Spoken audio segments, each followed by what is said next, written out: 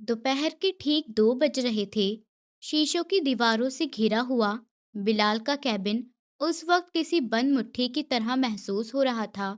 बाहर धूप पूरी ताकत से चमक रही थी, मगर केबिन के अंदर गुस्से की ताकत कहीं ज्यादा थी। बिलाल अपनी कुर्सी पर सीधा बैठा था। ऊंचा लंबा कद, चौड़ी काया, कसरती बदन। उसका सूट उसके बदन पर काफी जच रहा था। दोनों कोहनियां मेज पर जमा रखी थी, उंगलियां आपस में जुड़ी हुई, जबड़ा सख्ती से बिछा हुआ था। उसकी गर्दन की नसें गुस्से से उभरी हुई थीं और माथे पर पड़ी सिलवटें उसके सब्र के आखिरी किनारे का ऐलान कर रही थीं। मेज पर रखा घड़ियाल हर सेकंड के साथ उसके सब्र को चीर रहा था।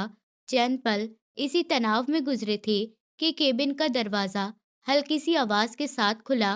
रहमान दबे कदमों अंदर दाखिल हुआ। उसकी नजरें फौरन झुक गई थी। इसे इससे पहले ही अंदाजा हो चुका था कि सामने बैठा शख्स किस हालत में है। बिलाल ने सर उठाया। आंखों में जलता हुआ गुस्सा साफ दिखाई दे रहा था। वो कुछ कहता उससे पहले ही बिलाल शाह गुस्से से बोला, कहाँ पर है मिस अबिहा? मैं क्या बेवकूफ बनने के लिए बैठा हूँ? मैं यहाँ क्या बेवकूफ बनाने के लिए बैठा हूँ जो अभी तक वो नहीं आई है? ये ऑफिस है या यहाँ मजाक चल रहा है? उन्हें वक्त का बिल्कुल एहसास नहीं है। मुझे मीटिंग के लिए 1 बजे निकलना था और वो साहिबा अभी तक नहीं आई। इस तरह काम किया जाता है? मैंने आपको पहले ही बोल दिया था कि आप मिस अबिहा से कह दें इस मीटिंग में वो मेरे साथ चली जाएंगी। लेकिन अब आप देख लें मिस अबिहा ने क्या तमाशा लगाया हुआ है। क्लाइंट का दिमाग खराब हो रहा है। इस तरह मैं बिजनेस करूंगा? पिछली बार भी यही तमाशा हुआ था और इस बार भी यही हो रहा है। किस लिए आ रही है वो ऑफिस? रहमान एक पल के लिए रुका, फिर धीमे लहजे में बोला, सर, मैं बहुत माफी चाहता हूँ। मिस अबीहा की इसमें कोई गलती नहीं है। वो बेकसूर हैं। दरअसल मैं आपको बताना भूल गया था। उन्होंने कल जाते हुए मुझे बताया था कि आज यूनिवर्सिटी में क्वाइज है। इसी वजह से वो ऑफिस नहीं आएंगी, वरना आम तौर पर 1 बजे वो ऑफिस में मौजूद होती हैं। टाइम के मामले में वो वाकई बहुत पाबंद है। जो उन्होंने डील किया है हमारे साथ, इसी हिसाब से ही काम हो रहा है। आज उनका कोई काम था जिसके बाद से उन्होंने मुझसे आज के दिन की छुट्टी मांगी थी। बस मेरे दिमाग में नहीं रहा, वरना मैं उनके साथ आपकी मीटिंग तय करता ही नहीं। रहमान अभी बात पूरी ही कर पाया था कि बिलाल ने मेज पर मुक्का मारा। आवाज केबिन के दीवारों से टकराकर लौट आई थी। तो मुझे खुद अंदाजा आएगा कि आज वो नहीं आएगी। उसके लहजे में तंज भी था और गुस्सा भी। एक बात बताएं, बॉस मैं हूं या आप, जो वो हर इंफॉर्मेशन आपको देकर जा रहे हैं? न जाने क्यों रहमान साहब को उनके लहजे में एक जलन महसूस हुई थी, मगर वो कुछ बोले नहीं थे। बिलाल आगे बोला, यहाँ मैं क्या करने के लिए बैठा हूँ जो इंफॉर्मेशन मुझे देने की बजाय आपको दी जा रही है? रहमान साहब ने हैरान होकर उसकी शक्ल देखी थी। आज से पहले उसने ऐसा कोई नियम तय नहीं किया था कि वर्कर बॉस को इन्फॉर्मेशन दे छुट्टी के बारे में, लेकिन फिलहाल वो कुछ नहीं बोले थे क्योंकि अच्छी तरह जानते थे अगर इस बारे में उन्होंने कोई भी बात की, बेवजह उनकी अपनी नौकरी खतरे में आ सकती है। इसलिए वो नरम लहजे से बोले, सर, मैं वाकई शर्मिंदा हूँ, मुझसे गलती हो गई थी। मैं फौरन आपके साथ मिस आयशा को भेज देता हूँ। वो मामलों को अच्छी तरह जानती हैं और इस डील के बारे में भी उनके पास जानकारी है। नहीं, अब कोई ज़रूरत नहीं है। बिलाल ने बात काट दी। मुझे किसी के साथ नहीं चाहिए। जब आपको ये सब काम करने थे, तब आप अलग-अलग कामों में उलझे हुए थे और अब मेरे सामने ड्रामा करके दिखा रहे हैं। वो कुर्सी से थोड़ा आगे झुका, आवाज़ और सख्त हो गई थी। आप अबीहा को फ़ोन करें, उन्हें कहें फ़ौरन ऑफिस आएँ अर्जेंट। मैं उन्हीं के साथ जाऊँगा। बस तय है। दिमाग खराब कर दिया है उन्होंने। ये काम की जगह है, लेकिन सारे वर्कर्स ने इस जगह को खेल का मैदान बना लिया है। मेरा पैसा हराम का नहीं है जो इन सबको मैं पगार दे रहा हूँ। फोन करें और बुलाएं उन्हें, वरना उन्हें साफ इनकार कर दे। हमारे ऑफिस में उन जैसे एम्प्लॉय के लिए कोई जगह नहीं है जो इतने गैर जिम्मेदार हैं। रहमान साहब ने हिम्मत करके कहा, सर, उनका क्वाइस भाड़ में गया, उनका क्वाइस। फिर तकरीबन चीखा, भाड़ में गई उनकी यूनिवर्सिटी। अगर हमारे साथ काम करना है तो नियमों के मुताबिक करना होगा। इस तरह छुट्टी नहीं ली जाती, सही तरीके से एप्लीकेशन दिया जाता है, मुझे खबर की जाती है, यहाँ कोई मजाक नहीं चल रहा, ऑफिस है ये, उनके लिए आसानी दी हुई है ना, 1 बजे ऑफिस आने की। अब इससे ज्यादा मैं किसी भी शख्स को छूट नहीं दे सकता। फोन करें और बुलाएं। अगर इनकार करे तो साफ कह दीजिएगा कि कल से ऑफिस आने की जरूरत नहीं है। कमरे में एक पल को पूरी खामोशी छा गई। एयर कंडीशन की हल्की सी गुनगुनाहट भी आवाजें सुनाई दे रही थीं। रहमान ने सर और ज्यादा झुका लिया था। जी सर, मैं फौरन उन्हें बता देता हूँ, मैं बहुत माफी चाहता हूँ। ये कहकर वो तेजी से मुड़ा और बाहर निकल गया था। दरवाजा बंद होने की आवाज जैसे बिलाल के गुस्से पर मोहर लगा गई हो। वो कुर्सी से उठकर खिड़की के पास आ खड़ा हुआ। नीचे पार्किंग में गाड़ियां आ जा रही थीं, लोग अपने कामों में व्यस्त थे, मगर उसे यूं लग रहा था जैसे सारी दुनिया सुस्ती का शिकार हो गई हो और सिर्फ वही वक्त के हाथों मजबूर बना खड़ा है। उसने खिड़की के शीशे पर मुट्ठी मारी। धीरे मगर भरपूर गुस्से के साथ उसने खुद से बात करते हुए कहा, आवाज कड़वी थी, और मैं यहाँ पागलों की तरह उसका इंतजार कर रहा हूँ। उसके लहजे में चिंता साफ नजर आ रही थी। एक पल के लिए खुद भी हैरान हुआ था, मगर सर झटक कर खुद को इस बात का यकीन दिलाया था कि वो मीटिंग कैंसिल हो जाने की वजह से इतना ज्यादा गुस्से में आ रहा है। लेकिन बात कुछ और थी, और यही चीज उसे भी परेशान कर रही थी। वो दोबारा अपनी कुर्सी पर आ बैठा, घड़ी की तरफ एक नजर डाली। हर गुजरता पल उसके सब्र पर हथौड़े की तरह पड़ रहा था, और उसे यकीन था कि जब मिस अबिहा ऑफिस में कदम रखेंगी तो ये दोपहर सिर्फ वक्त की ही नहीं, नियमों की भी परीक्षा बन चुकी होगी। वक्त धीरे धीरे गुजरता जा रहा था। आधे घंटे बाद केबिन का दरवाजा एक झटके से खुला। वो घबराई हुई अंदर दाखिल हुई। सांस जरा तेज थी, बाल मामूल से कुछ ज्यादा बिखरे हुए थे, आंखों में घबराहट साफ झलक रही थी। केबिन में दाखिल होते ही उसकी नजर सामने खिड़की के पास खड़े बिलाल पर पड़ी। वो दोनों हाथ जेब में डाले बाहर सड़क की तरफ देख रहा था, जैसे किसी फैसले पर पहुंच चुका हो। उसके कदमों की आहट सुनते ही वो धीरे से मुड़ा। उसकी आंखों में अब भी वही शक्ति थी, मगर गुस्सा पहले से ज्यादा गहरा हो चुका था, जैसे अंदर ही अंदर पककर कड़वाहट बन गया हो। वो घबराए हुए अंदाज में फौरन बोली, गुड आफ्टरनून सर, मैं बहुत शर्मिंदा हूँ, मैं वाकई आपको इन्फॉर्म करना भूल गई। मुझे लगा था कि रहमान साहब मैनेजर हैं, उन्हीं को इन्फॉर्मेशन देनी होती है, ऑफिस के बॉस को नहीं। बिलाल ने एक पल भी इसे पूरा नहीं होने दिया। आप किसके साथ काम करती हैं? उसकी आवाज़ धीमी थी, मगर किसके अंडर काम करती हैं आप? वो एक सेकंड को रुकी, फिर फौरन बोली, जी सर, मैं जानती हूँ मैं आपके अंडर काम करती हूँ, लेकिन मुझे लगा कि पहले मैनेजर को बताना होगा। खैर, अब मैं आ ही गई हूँ, हम चलते हैं मीटिंग के लिए। बिलाल ने तंज भरी हंसी के साथ घड़ी की तरफ इशारा किया।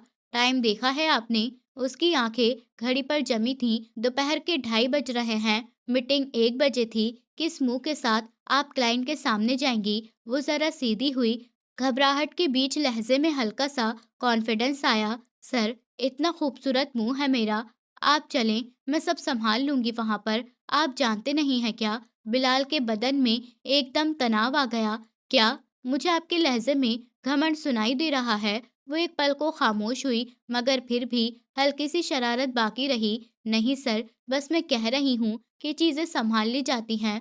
बस। बिलाल की आवाज बुलंद हो गई थी। वो खिड़की से हटकर 2 कदम आगे आया। अपनी हद में रहना सीखें, मैं अब थक चुका हूँ। बेशक आप बहुत अच्छा काम करती हैं, मामलों को बेहतरीन तरीके से संभाल लेती हैं, लेकिन अगर मेरे नियमों के खिलाफ जाएंगी तो इस नौकरी को आपके हाथ में नहीं रहने दूंगा। ये सुनकर उसके चेहरे पर नाराजगी उभरी। उसने हल्का सा मुंह बनाया। आ तो गई हूं ना सर, फिर क्यों डांट रहे हैं? मैंने रहमान साहब को बता दिया था, अब गलती मेरी नहीं, रहमान साहब की है। बिलाल की आंखों में एक पल को हैरत चमकी, फिर वो सख्ती में बदल गई। बिल्कुल खामोश हो जाएं, उसका लहजा अब हुक्म देने वाला था। आप एक प्रोफेशनल ऑफिस में काम कर रही हैं। ये कोई सड़क छाप ऑफिस नहीं है जहां अपनी मर्जी से आओ और अपनी मर्जी से चली जाओ। समझ आई? उसके लहजे की सख्ती ने कमरे की हवा बदल दी थी। वो जो अब तक जवाब देने के मूड में थी, एकदम खामोश हो गई थी। उसका सर धीरे धीरे झुक गया, नजरें फर्श पर जम गईं, उंगलियां बेखुद आपस में उलझने लगीं। चंद पल दोनों के बीच खामोशी रही। बिलाल ने उसे देखा, जैसे अब भी उसके अंदर बहुत कुछ कहना बाकी हो, मगर उसने खुद को रोक लिया। वो बेवजह और गलत बोलकर उसे हर्ट नहीं करना चाहता था, और आज ऐसा पहली बार हुआ था। आप जा सकती हैं, उसने आखिरकार कहा। आवाज अब थोड़ी नीची मगर सख्त थी। हम ये मीटिंग दोबारा तय करेंगे। वो बगैर कुछ कहे पलटी, दरवाजे की तरफ बढ़ी। बाहर निकलते वक्त उसके कदम भारी थे और उसे अच्छी तरह एहसास था कि ये डांट वो शायद कभी ना भूल सकेगी। दरवाजा बंद हुआ तो बिलाल ने गहरी सांस ली। गुस्सा अभी भी था, मगर अब उसमें उदासी शामिल हो चुकी थी। एक ऐसी उदासी जो नियमों और इंसानों के बीच हमेशा आ खड़ी होती है। वक्त धीरे धीरे गुजरता जा रहा था। पूरा दिन मामूल के मुताबिक गुजर गया था। रात के अंधेरे में हवेली का बड़ा सा लोहे का दरवाजा खुला तो वो थकी हुई मगर तनाव से भरी हुई अंदर दाखिल हुई थी। लॉन की बत्तियां जल रही थीं, मगर उस रोशनी में भी हवेली की हवा भारी महसूस हो रही थी, जैसे दीवारें भी इसी फैसले के इंतजार में हों। उसने बैग कंधे से उतारा ही था कि एक नौकरानी तेजी से उसकी तरफ आई। बीबी जी, बड़े साहब ने आपको ड्राइंग रूम में बुलाया है। उनका हुक्म था जब आप आए आपको खबर पहुंचा दी जाए। वो चुप गई। एक पल को कदम रुक गए। इस वक्त उसने बेखुद घड़ी पर नजर डाली। रात के ठीक 10 बज रहे थे। दिल में हल्की सी खटक हुई, मगर उसने खुद को संभाला और बगैर कुछ कहे ड्राइंग रूम की तरफ बढ़ गई थी। अंदर दाखिल होते ही उसके कदम फिर ठिठक गए। पूरा घर जमा था। सोफों पर बैठे चाचा ताया, सामने कुर्सी पर याकूब साहब, एक तरफ सलमा बेगम, रिफत बेगम, दोनों मुंह बनाए बैठी थीं। हवा में खामोशी ऐसी थी जैसे पहले ही बहुत कुछ तय हो चुका हो। उसने धीमी आवाज में सलाम किया और खामोशी से एक सोफे पर बैठ गई थी।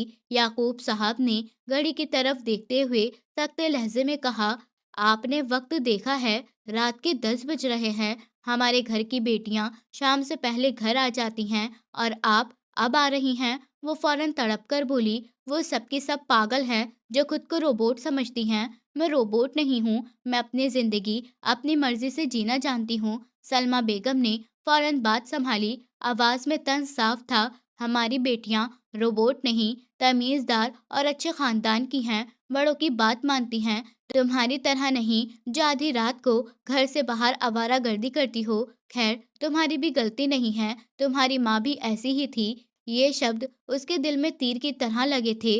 वो सीधी होकर बैठी, आंखों में गुस्सा तैरने लगा था। देखिए चाची, मैं आपकी बहुत इज्जत करती हूँ, लेकिन मेरी अम्मी तक नहीं जाए, वो इस दुनिया में नहीं रही, फिर भी आपको चैन नहीं है। याकूब साहब ने कुर्सी पर हाथ मारा। अबिहा, बदतमीजी मत करो, बैठ जाओ। वो फौरन पलटी। दादा, बदतमीजी मैं नहीं कर रही, आपकी बहू कर रही हैं। आपने मुझे बेइज्जत करने के लिए यहाँ बुलाया है ना? नहीं। याकूब साहब ने गहरी सांस ली। मैं तुमसे बात करना चाहता हूँ, पूरा खानदान तुमसे बात करना चाहता है। बैठ जाओ। वो मुंह बनाकर वापस सोफे पर बैठ गई थी। याकूब साहब ने थोड़ी नरमी मगर फैसले के लहजे में कहा, हमने तय किया है कि अब हम तुम्हारी शादी करेंगे। लड़का हम देख चुके हैं, बहुत अच्छे खानदान से है। तुम खुश रहोगी और हमें तुम्हारी तरफ से इनकार नहीं चाहते। वो तकरीबन उछल पड़ी थी।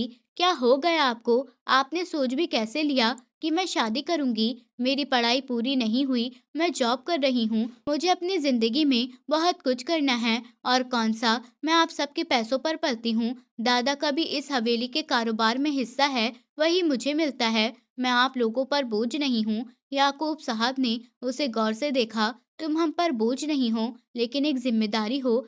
एक जिम्मेदारी जो मैं अपनी जिंदगी में पूरी करना चाहता हूँ। तुम्हारे चाचा, तुम्हारे ताया, मुझे किसी पर भरोसा नहीं। तुम्हारे मामले में क्या तुम्हें अपने दादा की बात समझ आ रही है? वो कड़वाहट से मुस्कुराई। आप मुझे इमोशनल ब्लैकमेल नहीं कर सकते। मैं ब्लैकमेल नहीं कर रहा। याकूब साहब की भारी आवाज हो गई थी।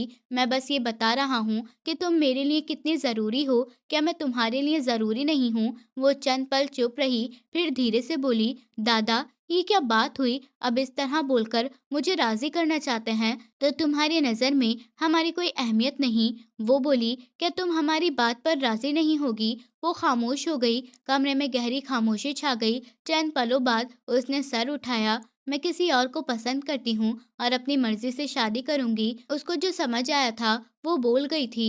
याकूब साहब ने हैरत से उसे देखा। अच्छा, तो हमें मंजूर है, उससे मेरी मुलाकात करवाओ। हम अपनी जिंदगी में आपको विदा करना चाहते हैं, ये हमारा फैसला है। वो चौंक गई, फिर संभल कर बोली, ठीक है, मैं आपकी मुलाकात इसी इतवार को करवा दूंगी। अगर मुमकिन हुआ तो कल रात ही करवा दूंगी, लेकिन मैं विदा नहीं होना चाहती। अभी सिर्फ मैं अपनी जिंदगी को देखना चाहती हूँ। ये कहकर वो सिर्फ खड़ी हुई, किसी की तरफ देखे बगैर कमरे से बाहर निकल गई। पीछे ड्राइंग रूम में बैठे सब लोग खामोश रह गए और हवेली की दीवारों में एक और तूफान कैद हो गया। वो दोनों खवातीन मुंह बनाकर उठ गई थीं, जबकि याकूब साहब गहरी सोच में डूब गए थे। वक्त की रफ्तार न कभी थम सकी है और न कभी थम पाएगी। अगली दोपहर ऑफिस के कैंटीन दोपहर के शोर से भरी हुई थी। चम्मचों की खनक, कपों से उठती भाव, हंसी मजाक की आवाजें, सब कुछ मामूल के मुताबिक था। मगर एक कोने में रखे टेबल पर बैठे लोगों के बीच बातचीत गैर मामूली गंभीर हो चुकी थी। वो कुर्सी पर आधी लेटी हुई बैठी थी, एक टांग दूसरी पर चढ़ाए। सामने चार लड़के थे जो कॉफी और सैंडविच के बीच उसकी बातों का सामना कर रहे थे। वो सामने बैठे लड़के को गौर से देखते हुए बोली, अच्छा, तो फिर तुम्हारा बैकग्राउंड क्या है? देखने में तो काफी ठीक हो, एजुकेशन भी अच्छी है, पोस्ट भी ठीक ठाक है, मगर पीछे का कोई बैकग्राउंड तो होगा ना? वो लड़का हल्का सा मुस्कुराया, जिसे पहले से ही उस सवाल का अंदाजा हो। यार, बैकग्राउंड बहुत सिंपल सा है। अम्मी हाउसवाइफ हैं, पापा जॉबलेस हैं, यानी अब उनकी उम्र नहीं रही कि उनसे नौकरी करवाएं। बहन की शादी हो चुकी है, छोटा सा अपना मकान है, बस यही है। वो बोहे चढ़ाकर बोली, कोई प्रॉपर्टी, कोई कंपनी वगैरह? उसने हंसी का ठहाका लगाया। अगर मेरी कंपनी होती तो क्या मैं इस कंपनी में जॉब कर रहा होता? कैसी बेवकूफ़ी भरी बातें करती हो अबीहा। वो सोच में पड़ गई, फिर कंधे उचकाकर बोली, हाँ ये तो है। खैर, तुम रिजेक्ट हो, मुझे पहले ही पता है। दादा कभी भी मेरी तुमसे शादी नहीं करेंगे और इस बैकग्राउंड पर तो बिल्कुल भी नहीं मानेंगे। वो लड़का बेपरवाही से बोला, तो मैं कौन सा वाकई करने लगा था, हम तो सिर्फ नाटक करेंगे। वो फौरन चौंकी, हाँ यार, नाटक असली करना है, तुम समझते ही नहीं हो। फिर उसने बाकी तीनों की तरफ देखा, आप लोग बताओ, तुम में से किसी का ऐसा कोई सीन है? तीनों एक साथ हंस पड़े। हम सब यहाँ जॉब करते हैं तो अमीर कैसे होंगे? सब नॉर्मल घरानों से हैं। वो दोनों हाथ सर पर मारकर बोली, ओ गॉड, तुम में से कोई भी ऐसा नहीं जो मेरी मदद कर सके। हमारी अपनी कंपनी है, बड़ी सी हवेली है, गाड़ियां हैं, मुझे शौक है, इसलिए यहाँ नौकरी करती हूँ। दादा कभी नहीं मानेंगे। उसने गहरी सांस ली, फिर बेबसी से बोली, और पता नहीं अब मैं किसको किराए का बॉयफ्रेंड बनाकर लेकर जाऊं। मैं तो ये कहने वाली हूँ कि मेरा निकाह भी हो चुका है, वरना कोई भरोसा नहीं कि वो माने ही नहीं। उनमें से एक लड़का जो अब तक खामोश था, धीरे से बोला, तो फिर एक ही शख्स है जो तुम्हारी मदद कर सकता है। वो फौरन सीधी होकर बैठ गई। कौन? प्लीज नाम बता दो। उस फरिश्ते सिर्फ इंसान का। मैं उसके पाँव पकड़ लूंगी, मगर उसे राजी करके ही दम लूंगी। वो लड़का हल्की सी मुस्कुराहट के साथ बोला, हमारी कंपनी का मालिक बिलाल साहब दिखने में भी डैशिंग है। अपनी कंपनी के मालिक, गाड़ी बंगला सब कुछ है। उसका चेहरा गंभीर हो गया था। पागल हो? वो फौरन बोली, बिलाल सर कभी नहीं मानेंगे। बेशक वो मेरी बहुत इज्जत करते हैं, मेरे काम को सराहते हैं, मगर ऐसे ड्रामों में कभी साथ नहीं देंगे। वो भी अपनी बात पूरी ही कर रही थी कि अचानक पीछे से किसी के कदमों की आहट आई। उसने पलटकर देखा तो पियान अदब से खड़ा था। मैडम, आपको बिलाल साहब बुला रहे हैं। वो एक पल को रुक गई, जैसे सोच रही हो कि आज किस्मत उसके साथ खेल क्यों खेल रही है। फिर उसने सर हाँ में हिलाया, कुर्सी पीछे सरकाई और खड़ी हो गई। ओके, मैं आती हूँ। दोस्तों की नजरें उसके पीछे लगी रह गई थीं। वो कैंटीन से बाहर निकलते खुद से बड़बड़ाई, एक तरफ दादा, एक तरफ दोस्त और बीच में देखते हैं अब ये बिलाल सर क्या गुल खिलाते हैं। वो तेज कदमों से कैंटीन से निकल गई थी और पीछे हंसी और कानाफूसी का शोर रह गया था, मगर उसके दिल में उलझन पहले से कहीं ज्यादा गहरी हो चुकी थी। ऑफिस के कॉरिडोर में हल्की सी खामोशी थी। शीशे की दीवारों के पीछे फाइलों की सरसराहट और कीबोर्ड की आवाजें आ रही थीं, मगर बिलाल के केबिन के बाहर खड़े होकर उसे पहली बार ये सब फीका सा लगा था। उसने एक पल सांस संभाला, फिर दरवाजे पर हल्की सी दस्तक दी। आए। वो दरवाजा खोलकर अंदर दाखिल हुई। सामने बिलाल अपने लैपटॉप पर झुका हुआ था। स्क्रीन पर कुछ नंबर और स्लाइड्स खुली थीं। उसने नजर उठाए बगैर ही कहा, हमें कुछ देर बाद एक मीटिंग के लिए निकलना है। वहाँ की प्रेजेंटेशन आप संभालेंगी। मैनेजर साहब आपको सब समझा देंगे। वो फौरन बोली, जी, मुझे खबर मिल गई है। उन्होंने मुझे सब बातें समझा दी हैं। बिलाल ने टाइप करते हुए ही अगला सवाल किया, और कल आपको यूनिवर्सिटी जाना है? जी सर, वो जरा घबराए हुए लहजे में बोली, कल एक जरूरी लेक्चर है, जाना पड़ेगा, लेकिन मैं 1 बजे तक ऑफिस आ जाऊंगी। वो रुका, फिर कुर्सी से टेक लगाकर बोला, सुबह एक मीटिंग है, वो अटेंड करना बहुत ज़रूरी था, लेकिन चलो, मैं किसी और को ले जाऊंगा। अब आप जा सकती हैं। मैं थोड़ी देर में आपको बुलाता हूँ। उसने सर हाँ में हिलाया, मगर कदम नहीं बढ़े थे। वो वहीं खड़ी रही। बिलाल ने स्क्रीन से नज़र उठाकर उसे देखा। क्या हुआ है? वो नज़रें झुकाकर बोली, बिलाल साहब, मुझे आपकी मदद चाहिए। उसने बाहें ज़रा सी ऊपर उठाई। कैसी मदद चाहिए आपको मिस अबीहा? मेरे हिसाब से पैसे वाली तो आप हैं ही, ये नौकरी भी शौक से कर रही हैं, फिर कैसी मदद? वो धीरे से मुस्कुराई, मगर मुस्कुराहट में घबराहट छुपी थी। सर, हर मुश्किल पैसा ही आसान नहीं करता, कुछ जगहों पर साथ भी चाहिए होता है। बिलाल का लहजा सख्त हो गया। देखें, आपकी उम्र कम है, ये मैं मानता हूँ, लेकिन मेरे साथ इस तरह पहेलियों में बात मत किया करें, साफ बात करें। वो एक पल खामोश रही, फिर धीरे से बोली, सर सॉरी, लेकिन मुझे कहते हुए शर्म आ रही है। उसने कुर्सी सीधी की। अगर हिम्मत की है बोलने की, तो अब बताएं, क्या बात है? उसे भी अब बेचैनी होने लगी थी कि आखिर ऐसी क्या बात है जिसे कहते हुए शर्मा रही है। वो सांस लेकर बोली, सर, आप मेरे दादा को जानते हैं, वो मुझसे बहुत प्यार करते हैं और हमारे खानदान के सरदार भी हैं। घर में सच कहूँ तो मुझे कोई ज्यादा पसंद नहीं करता, क्योंकि मेरा स्वभाव सबसे अलग है। वो रुकी, फिर तेजी से बोलने लगी, जैसे शब्द रोकना मुश्किल हो रहे हों।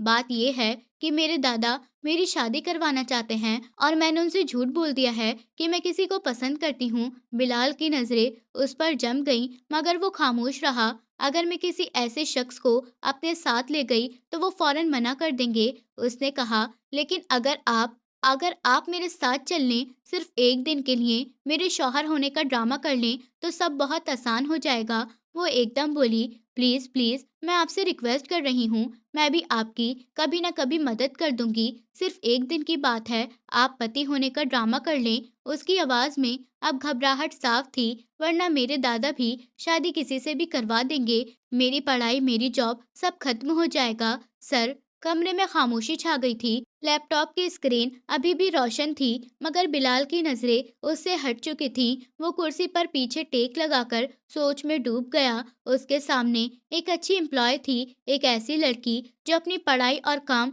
दोनों संभाल रही थी, और अब उसकी जिंदगी खानदानी फैसले के नीचे आ रही थी।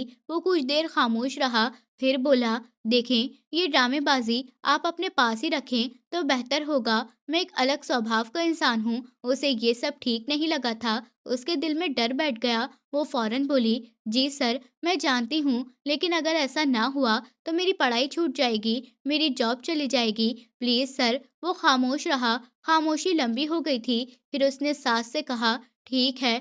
वो चौंकी। क्या? मैं चल लूंगा, उसने गंभीरता से कहा। सिर्फ एक दिन की बात है ना? वो खामोशी से तकरीबन उछल पड़ी थी। Thank you so much sir. उसकी आंखों में चमक आ गई थी। जिंदगी में कभी भी आपको मेरी जरूरत पड़ी, मैं आपकी मदद करूंगी। वो उसके सवाल का जवाब देना पूरी तरह भूल गई थी, इस बात से अनजान कि ये जवाब उस पर कितना भारी होने वाला है। आज रात उसने पूछा, जी? वो फौरन बोली, आज ही उसने घड़ी पर नजर डाली। ठीक है, मैं टाइम निकाल लूंगा। वो खुशी से सर हिलाती हुई पलटी और तकरीबन दौड़ती हुई केबिन से बाहर निकल गई थी। सहायक को खुशखबरी देनी थी कि उसने बिलाल साहब को राजी कर लिया है। दरवाजा बंद हुआ तो बिलाल ने गहरी सांस ली। वो जानता था कि उसने एक ऐसा वादा कर लिया है जो सिर्फ एक दिन का नहीं रहेगा। पूरा दिन मामूल के मुताबिक गुजर गया था। छुट्टी के वक्त वो दोनों एक साथ ही हवेली की तरफ बढ़े थे। रात की सड़कें गैर मामूली तौर पर खामोश थीं। स्ट्रीट लाइट्स की पीली रोशनी समय समय से विंड स्क्रीन पर पड़ती और फिसलकर पीछे रह जाती। गाड़ी के अंदर हल्की सी खामोशी थी, सिर्फ इंजन की लगातार आवाज और एसी की मध्यम हवा।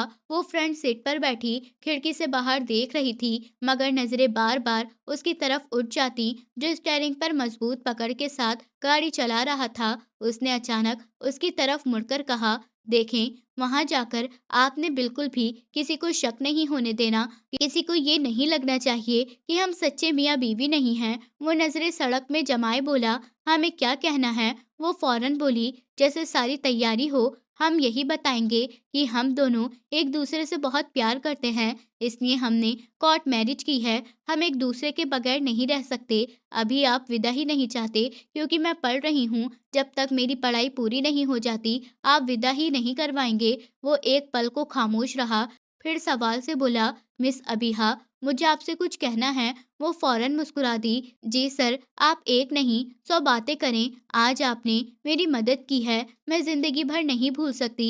उसने जरा सा गला साफ किया। बात यह है कि मुझे भी फ्यूचर में आपसे एक मदद चाहिए होगी और मैं उम्मीद करता हूँ कि आप मेरी मदद करेंगी। वो बेखुद भावुक हुई। आपके लिए तो मैं जान दे दूंगी सर। आप 100 बार मदद मांगिए, मैं हाजिर हूँ। आप मेरे लिए इतनी बड़ी कुर्बानी दे रहे हैं। Thank you so much. उसने उसकी तरफ एक छोटी नजर डाली, फिर गंभीरता से बोला, इतने बड़े बड़े दावे नहीं करें, कहीं ऐसा ना हो कि आखिर में आप मुकर जाएं। वो फौरन सीधी होकर बोली, नहीं सर, मैं अपनी जबान दे रही हूँ, बल्कि वादा कर रही हूँ, मैं बिल्कुल पीछे नहीं हटूंगी। आप जो कहेंगे मैं करूंगी। उसने हल्का सा सर हिलाया। बस फिर ठीक है, आप बेफिक्र रहें, मैं आपके दादा को संभाल लूंगा। याकूब साहब से मेरी अच्छी जान पहचान है, वो मेरी बात समझ जाएंगे और हमारे रिश्ते को मान लेंगे। वो सुनकर वाकई मुस्कुरा उठी। मुस्कुराहट उसकी आंखों तक पहुंच गई थी। Thank you so much sir, मैं बता नहीं सकती मैं कितना खुश हूँ।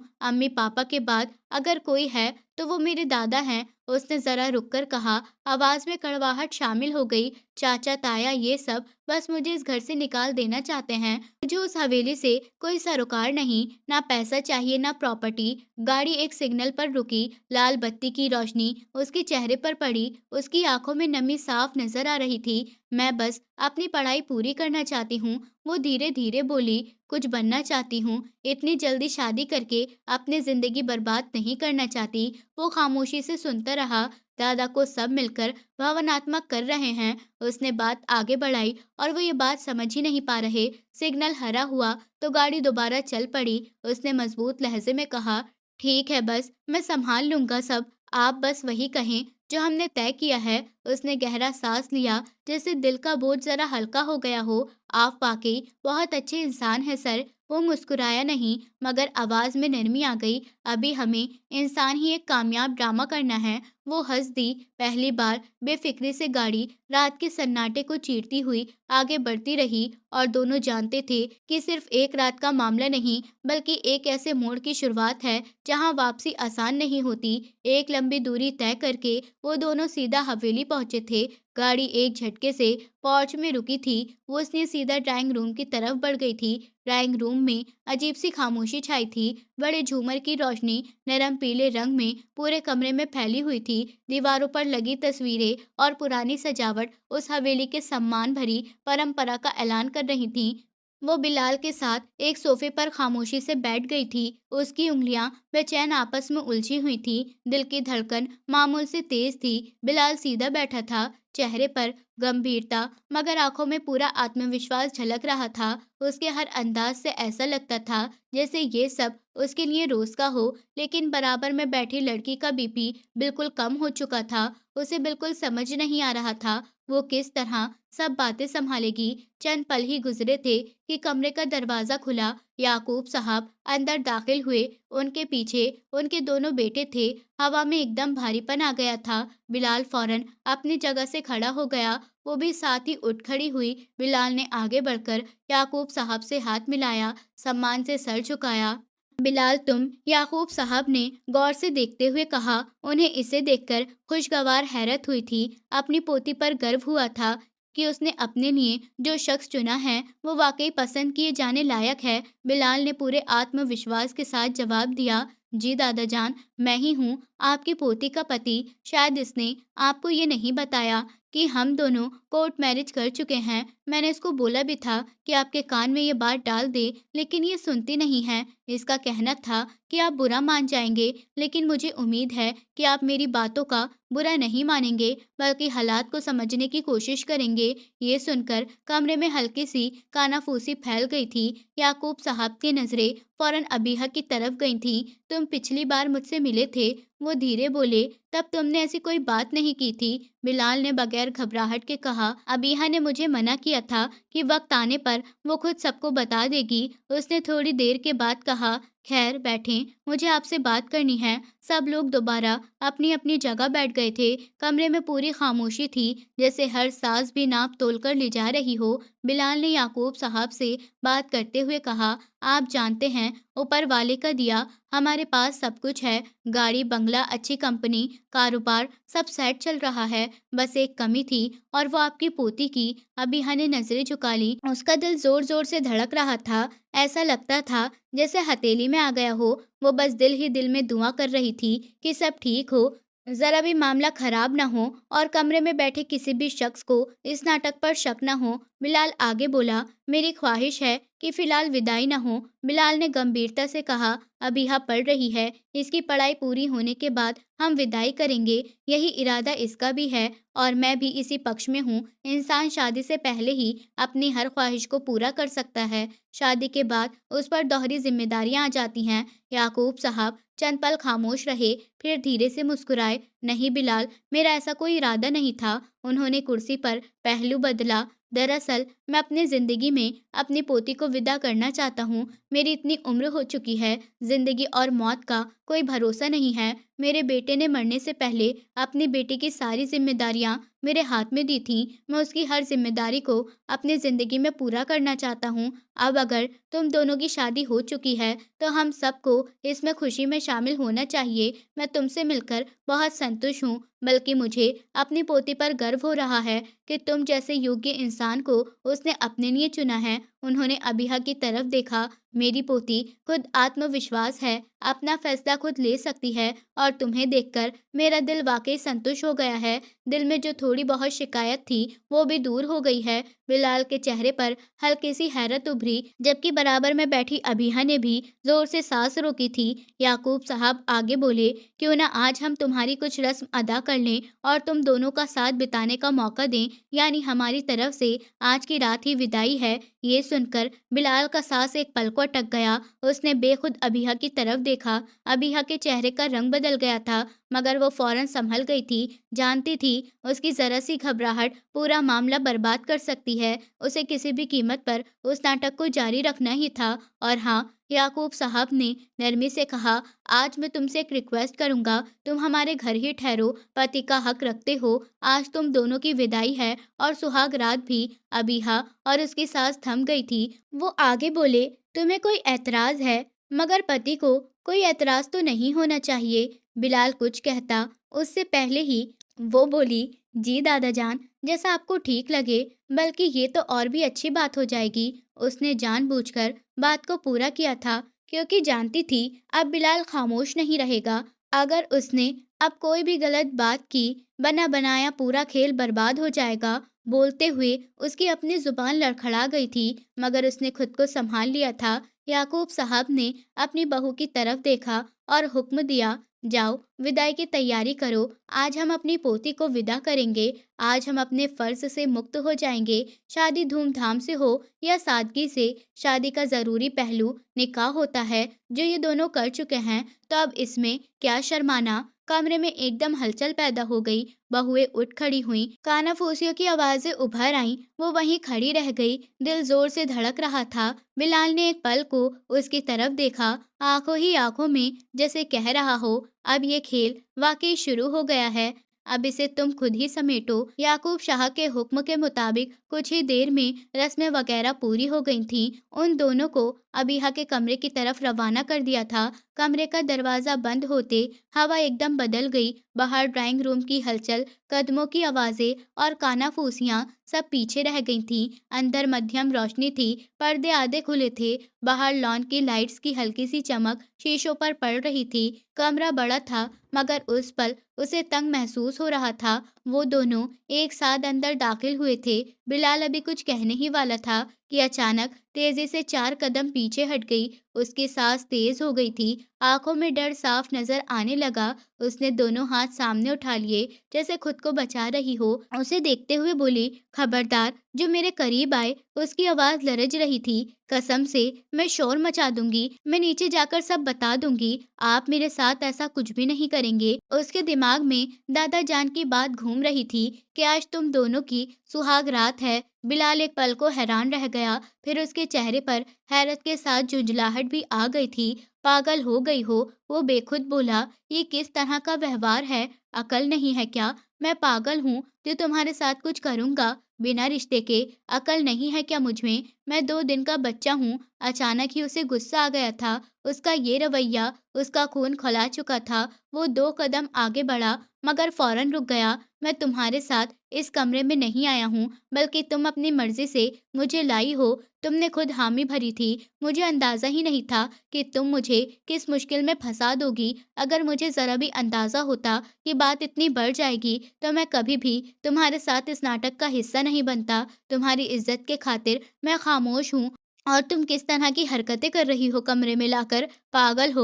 उसका दिल चाह रहा था सामने खड़ी लड़के के चेहरे पर जोर से थप्पड़ मारे और उसे होश की दुनिया में लाकर पटक दे। ये सुनकर जैसे उसे अपनी बात का एहसास हुआ, उसकी आंखों से डर की जगह शर्मिंदगी ने ले ली। वो फौरन होश में आई, सर झुका लिया। Sir, I am so sorry. उसकी आवाज़ अब धीमी थी। मैं डर गई थी। मुझे लगा आप शायद वाकई मेरे करीब आ जाएंगे। बिलाल ने गहरी सांस ली, जैसे खुद को शांत कर रहा हो। इतनी अकल है मुझ में, उसने थोड़े नरम लहजे में कहा। इतना बड़ा गुनाह ना मैं कर सकता हूँ, ना सोच सकता हूँ। वो बिस्तर के पास पड़ी कुर्सी पर बैठ गया। खैर, अब मुझे तुमसे बात करनी है। अगर रायता इतना ही फैल चुका है, तो क्यों ना इसी बहाने थोड़ी बहुत मदद मेरी भी हो जाए। उसने चौंक कर सर उठाया। हाँ, कहें। वो बोली, आप गाड़ी में भी कुछ कहना चाह रहे थे। वो कुछ पल खामोश रहा। कमरे में सिर्फ घड़ी के टिक टिक सुनाई दे रही थी। फिर उसने धीरे से कहा, देखो, मेरी बात का बुरा मत मानना, लेकिन मुझे वाकई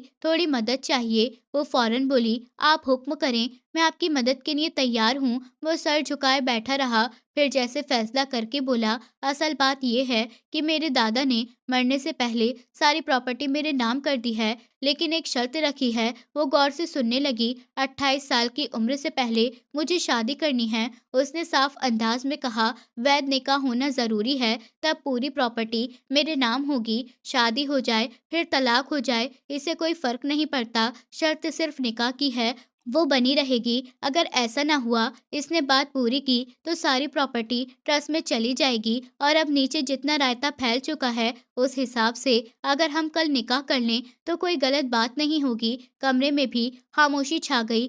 वो चंद पल कुछ नहीं बोली। उसके चेहरे पर उलझन, हैरत और सोच एक साथ नजर आ रही थी। मुझे कुछ समझ नहीं आ रहा, उसने धीरे से कहा। ये बैठे बिठाए क्या मुश्किल आ गई है? उसने गहरा सांस लिया। लेकिन आप ठीक बोल रहे हैं, अब ये करना जरूरी लग रहा है। उसने नजर उठाकर उसे देखा। मैं तैयार हूँ, उसने मजबूत लहजे में कहा, आपकी मदद के लिए। बिलाल ने उसे गौर से देखा, जैसे उस जवाब का वजन तोल रहा हो। फिर उसने हल्का सा सर हिलाया। ठीक है, वो बोला, तो फिर हम कल इस मामले को खत्म कर देते हैं। वो बिस्तर के किनारे आ बैठ गई थी। दिल अब भी तेज धड़क रहा था, मगर डर की जगह एक अजीब सी गंभीरता ने ले ली थी। दोनों जानते थे कि ये फैसला महज एक हल नहीं, बल्कि एक नए तूफान की शुरुआत है। अगला दिन ऑफिस की इमारत हमेशा की तरह शांत थी, मगर आज उसकी खामोशी में एक अजीब सा बोझ शामिल था। शीशे की दीवारों से से छनकर आती सुबह की रोशनी बिलाल के केबिन में फैली हुई थी। बड़े से केबिन में लकड़ी की मेज सामने रखे, फाइलों का ढेर दीवार पर लगा, कंपनी का लोगो, सब कुछ अपनी जगह मौजूद था, मगर हवा मामूल की नहीं थी। वो सोफे पर बैठी हुई थी। कल के हिसाब से आज सब कुछ बहुत तेजी से हो गया था। सुबह दादा जान ने उसे बाकायदा विदा किया था। न ज्यादा शोर, न रिवायती हंगामा, बस चंद शब्द, चंद दुआएं और एक भरा हुआ दिल। उसके बाद वो दोनों सीधा यहाँ आ गए थे। घर जाने का फैसला ही नहीं उठा, शायद यही बेहतर था। कम से कम दिल को संभलने का वक्त तो मिल गया था। साथ वाले सोफे पर मौलवी साहब बैठे थे। सफेद दाढ़ी, चश्मा, हाथ में रजिस्टर और कलम। उनके चेहरे पर पेशेवरना गंभीरता थी, जैसे ये सब उनके लिए रोजमर्रा का काम हो। मगर इस कमरे में बैठे दो लोगों के लिए ये पल आम नहीं था। बिलाल अपनी कुर्सी पर उसके सामने बैठा था। उसका अंदाज संभला हुआ था, मगर आंखों में गैर मामूली ठहराव था। वो बार बार नजरें चुराकर खिड़की की तरफ देखता, फिर वापस उसकी तरफ, जैसे उस पल को अच्छी तरह समझने की कोशिश कर रहा हो। मौलवी साहब ने हल्का सा खाखारा और रजिस्टर खोलते हुए बोले, अबिहा बिनते नईम अहमद। उसका दिल जोर से धड़का। अपना नाम इस तरह मैं कुछ ज्यादा ही साफ महसूस हुआ। उसने सीधा होकर बैठने की कोशिश की, हाथ आपस में जकड़ लिए। आपका निकाह बिलाल शाह बिन रियाज शाह से किया जाता है। क्या आपको ये निकाह कबूल है? ये सवाल सादा था, मगर उसके अंदर जैसे एक शोर मच गया। उसने नजर उठाकर सामने बैठे बिलाल शाह को देखा। वो खामोशी से उसी को देख रहा था, ना मुस्कुराहट, ना बेचैनी, बस एक पक्की गंभीर नजर, जैसे कह रहा हो कि फैसला तुम्हारा है, मैं तैयार हूँ। उसने हल्का सा सर हिलाया। कबूल है। उसकी आवाज साफ थी, हालांकि दिल अभी तक तेज धड़क रहा था। मौलवी साहब ने एक पल को उसे देखा, फिर दोबारा बोले, अबिहा बिनते नईम अहमद, क्या आपको ये निकाह कबूल है? इस बार उसने बगैर हिचक के कहा, कबूल है। कमरे में घड़ी की टिक टिक साफ सुनाई देने लगी। बिलाल ने कुर्सी की पुश्त से टेक लगाई, जैसे उसके कंधों से कोई बोझ धीरे धीरे उतर रहा हो। तीसरी बार मौलवी साहब ने रस्मी अंदाज में सवाल दोहराया, अबिहा बिनते नईम अहमद, क्या आपको ये निकाह कबूल है? उसने सीधा बैठकर कहा, कबूल है। मौलवी साहब ने रजिस्टर उसकी तरफ बढ़ाया, यहाँ दस्तखत कर दें। उसने कलम थामा, हाथ हल्का सा कांपा, मगर उसने खुद को संभाला और दस्तखत कर दिए। स्याही कागज पर फैल गई थी, जैसे उस पल को स्थायी कर रही हो। मौलवी साहब ने रजिस्टर वापस अपनी तरफ किया, फिर बिलाल की तरफ मुतवज्जे हुए, बिलाल शाह बिन रियाज शाह, क्या आपको ये निकाह कबूल है? बिलाल ने बगैर किसी देरी के जवाब दिया, कबूल है। दूसरी और तीसरी बार सवाल दोहराया गया और तीनों बार उसकी आवाज में एक ही ठहराव था, कबूल है। उसने भी दस्तखत किए। कलम रखते हुए उसकी उंगलियां पल भर के लिए रुकी रहीं, जैसे वो जानता हो कि ये महज एक दस्तखत नहीं। मौलवी साहब ने रजिस्टर बंद किया, दुआ के लिए हाथ उठाए, छोटी सी दुआ हुई, चंद शब्द, चंद आमीन। दुआ खत्म हुई तो कमरे में एक अजीब सी खामोशी छा गई। शोर की कमी, न रवायती मुबारकबादों की कमी, बस दो लोग, एक फैसला और एक नया रिश्ता, जो कागज पर तो पूरा हो चुका था, मगर दिलों में अभी अपनी जगह बनाने वाला था। बिलाल ने धीरे से उसकी तरफ देखा। निकाह हो गया है, उसने धीमी आवाज में कहा। उसने सर हिला दिया, हाँ हो गया है। और इसी एक बात के साथ ऑफिस का कमरा कानूनी ही गवाही की जगह बदलकर एक नई जिम्मेदारी का गवाह बन चुका था। पूरा दिन मामूल के मुताबिक गुजर गया। रात का वक्त ऑफिस की इमारत पर उतर आया था। फ्लोर पर फैली रोशनी धीमी हो चुकी थी। ज्यादातर केबिन बंद थे, कहीं कहीं कंप्यूटर स्क्रीनों की नीली रोशनी बाकी थी। उसने अपने दुपट्टे को संभाला, गहरी सांस ली और हल्की सी दस्तक देकर उसके केबिन में दाखिल हुई। वो अपनी कुर्सी पर बैठा था, लैपटॉप स्क्रीन पर नजर जमाई, एक हाथ माउस पर, दूसरा फाइल के कोने पर रखा हुआ था। टाई ढीली हो चुकी थी, कोट कुर्सी की पुष्ट पर लटका था। उसने सर उठाकर देखा, पल भर को रुका, फिर खुद को संभाल लिया। आ जाओ, उसने छोटा सा कहा और दोबारा स्क्रीन की तरफ ध्यान हो गया था। वो चंद कदम आगे बढ़ी पर रुक गई। आवाज में हल्की सी हिचकी थी, अब क्या करना है? मैं कहाँ जाऊंगी? आपके साथ? आपके घर या हवेली? उसने कुर्सी पर जरा पीछे होकर टेक लगाई, घड़ी पर नजर डाली। 10 मिनट रुक जाओ, ये काम खत्म कर लूं, फिर बात करते हैं। उसने खामोशी से सर हिला दिया और सामने रखी कुर्सी पर एक तरफ होकर बैठ गई थी। केबिन में घड़ी की सुइयां चल रही थीं। कीबोर्ड की हल्की-हल्की आवाज़ आती रही। वो कभी उसकी तरफ देखती, कभी फर्श पर नज़रें जमा लेती। दिल में सवालों की भीड़ थी, मगर ज़ुबान बंद थी। तकरीबन 10 मिनट बाद उसने लैपटॉप बंद किया, फ़ाइल एक तरफ रखी और उसने गौर से देखा। हाँ, अब बोलो क्या करना है? वो सीधी होकर बैठी। मैं क्या बोलूँ? आप बताएँ। अब हम किस मोड़ पर चलें जिससे मेरी भी मदद हो जाए और आपकी भी? वो चंद पल खामोश रहा, जैसे शब्द चुन रहा हो, फिर धीरे से बोला, फिलहाल तुम्हारी हवेली नहीं जा सकते। तुम्हारे दादा तुम्हें सुबह विदा कर चुके हैं। उनके हिसाब से तुम इस वक्त मेरे घर हो, इसलिए अभी हम मेरे बंगले पर चलेंगे और हो सकता है तुम्हें मेरी तरफ से कोई परेशानी नहीं होगी। उसने होंठ बीच लिए। मेरा सामान हवेली में ही है, कल मुझे लाना होगा। उसके लहजे में फौरन आत्मविश्वास आ गया। उसकी फिक्र मत करो, तुम्हारा सारा सामान मेरे घर पहुंच गया है। मेरा ड्राइवर जा चुका था। तुम्हारे दादा ने खुद तुम्हारा सामान भिजवा दिया है। वो चौंक गई, आंखों में सवाल उभर आए। आपकी क्या याकूब साहब से कोई बातचीत चल रही है? जितनी खुश दिली से आप दोनों मिले थे, फिर अचानक आपको मेरे कमरे में भी भेज दिया गया। आधी रात को आप मेरे घर से चले भी गए, किसी को कुछ पता भी नहीं चला। मुझे कुछ कहानी ठीक नहीं लग रही। उसने शक भरी नजरों से अपने पति को देखा था। ये कहती उसकी आवाज में हल्की सी कपकपे थी, मगर नजरें सीधी थीं। वो पल भर के लिए गड़बड़ा गया, कुर्सी पर पहलू बदला, उंगली से मेज पर हल्की सी रगड़ लगाई। नहीं, ऐसी कोई बात नहीं है, तुम्हें शायद वहम हो रहा है। उसने उसकी आंखों में देखा, जैसे सच ढूंढ रही हो। वहम? उसने धीरे से कहा, मगर सवाल पूरा नहीं कर सकी। वो फौरन खड़ा हो गया, बात खत्म करने के अंदाज में। खैर चलो, देर हो रही है। ये कहकर वो केबिन से बाहर निकल गया। उसके कदमों की आवाज कॉरिडोर में गूंजती हुई दूर होती चली गई। वो अपनी जगह बैठी रह गई चंद पल यूं ही, फिर धीरे से उठी और दरवाजे की तरफ बढ़ी। केबिन से निकलते उसने उसकी पीठ को देखा, सीधी मजबूत, मगर उस रात कुछ ज्यादा ही रहस्यमयी।